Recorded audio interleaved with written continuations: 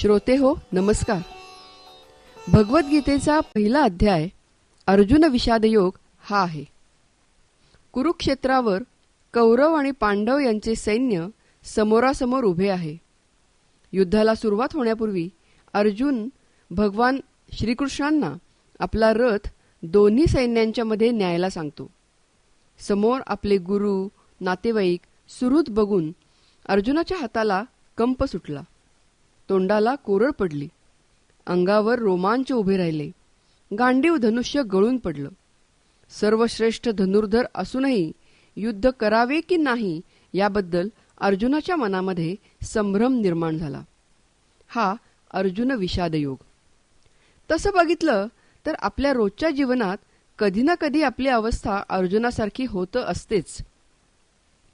भगवद्गीतेमध्ये पुढच्या सर्व अध्यायांमध्ये भगवंतांनी तणावाच्या परिस्थितीमध्ये मनामध्ये संभ्रम निर्माण झालेल्या स्थितीमध्ये कसे वागावे हे सांगितले आहे. 5000 वर्षांपूर्वी अर्जुनाला सांगितलेली भगवद्गीता आजही आपल्याला उपयोगी पडते. तणावाच्या परिस्थितीमध्ये, मनामध्ये संभ्रम निर्माण झालेल्या परिस्थितीमध्ये, नेमका काय निर्णय घ्यावा हे न कळणाऱ्या परिस्थितीमध्ये आपल्या प्रश्नाचे उत्तर हे भगवद्गीतेमध्ये सापडते.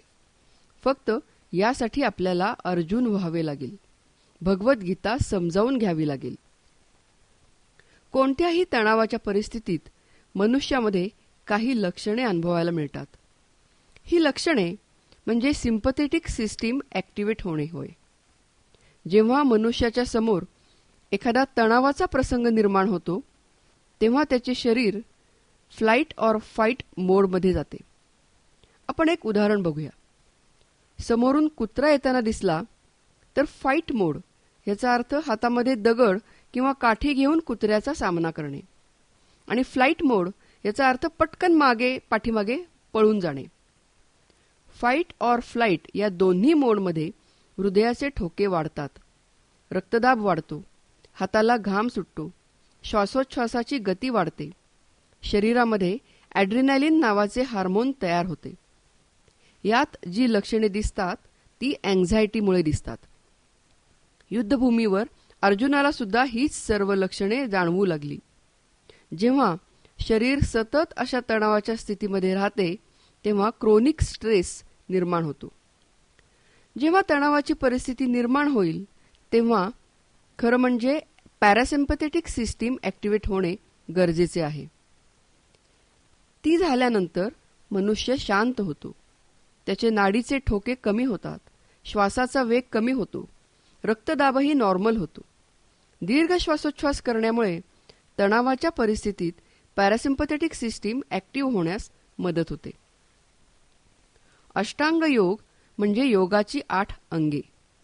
यम, नियम, आसन, प्राणायाम, प्रत्याहार, धारणा, ध्यान आणि समाधी हे सर्व क्रमाने अभ्यासून मन आणि शरीर शुद्ध करून आत्मज्ञानाकडे वाटचाल करण्याचा हा एक मार्ग आहे, ज्यात शारीरिक आसनांसोबतच श्वास नियंत्रण आणि एकाग्रतेवर भर दिला जातो. यासाठी शरीराला स्थिर आणि आरामदायक स्थितीत ठेवणाऱ्या शारीरिक मुद्रा, विविध योगासने नियमित करणे गरजेचे आहे. प्राणायाम म्हणजे श्वासावर नियंत्रण ठेवण्याचे तंत्र. यामुळे शरीरातील ऊर्जा नियंत्रित होते, एकाग्रता वाढते, तणाव कमी होतो, मन शांत होते. विविध आसनांमुळे लवचिकता येते, चयापचय सुधारते, वजन कमी होण्यास मदत होते. अष्टांग योग हे शरीर आणि मनाला शिस्त लावून आत्मिक उन्नती साधण्याचा एक प्रभावी मार्ग आहे. हा मार्ग महर्षी पतंजलींनी त्यांच्या योगसूत्रांमध्ये सांगितला आहे. थोडक्यात नियमित आसन आणि प्राणायामामुळे पॅरासिम्पथेटिक सिस्टीम ॲक्टिव्हेट व्हायला मदत होते. मानसिक ताणतणाव आणि त्याचे होणारे शारीरिक परिणाम कमी करण्यासाठी किंवा नियंत्रित करण्यासाठी अध्यात्म मदतीचा हात पुढे करते.